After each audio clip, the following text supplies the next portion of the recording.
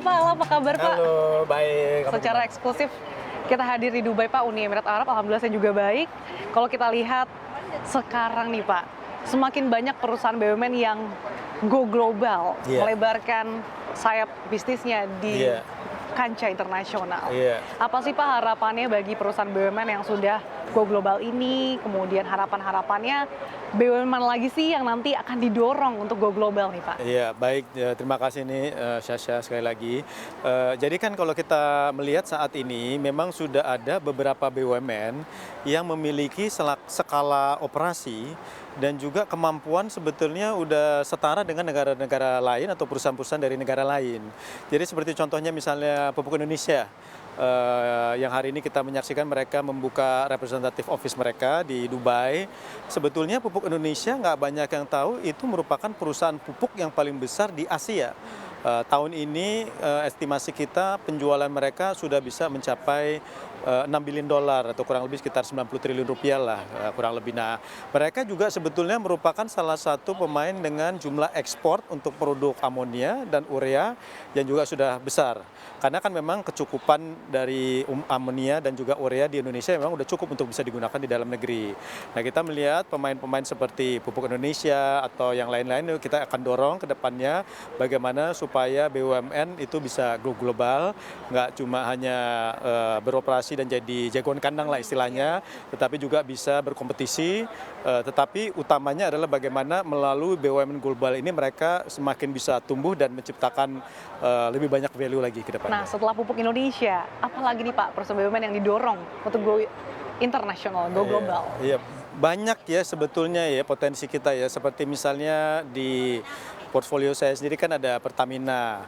Pertamina sendiri mungkin kan ada beberapa subholding yang sebenarnya memiliki potensi untuk bisa mengembangkan bisnisnya di luar Indonesia seperti misalnya Pertamina International Shipping.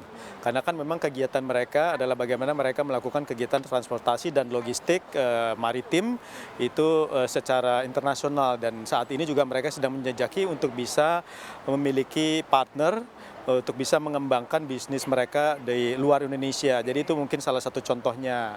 Kemudian Pertamina Hulu Energy. Itu juga merupakan subholding dari Pertamina yang kita harapkan bisa mengembangkan kegiatan upstream mereka di luar Indonesia. Karena kan kalau kita mengembangkan di Indonesia, mungkin untuk minyak sendiri ada keterbatasan, tetapi kalau misalnya mereka bisa mengembangkan ini di luar Indonesia dan harus mengembangkan sendiri, bisa juga melalui kemitraan juga.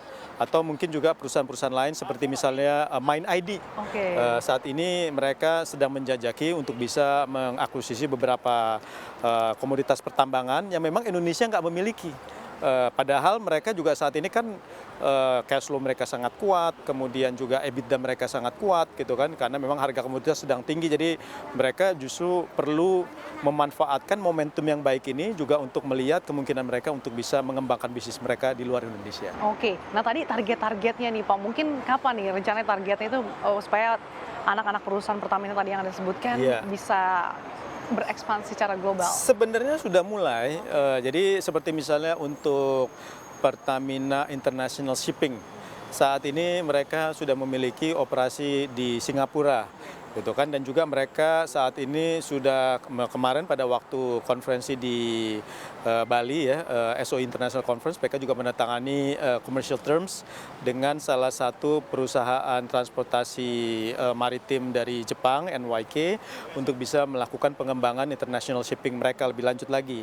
Dan saat ini juga mereka sedang menjajaki kemungkinan untuk melakukan hal yang sama yang dilakukan oleh Pupuk Indonesia.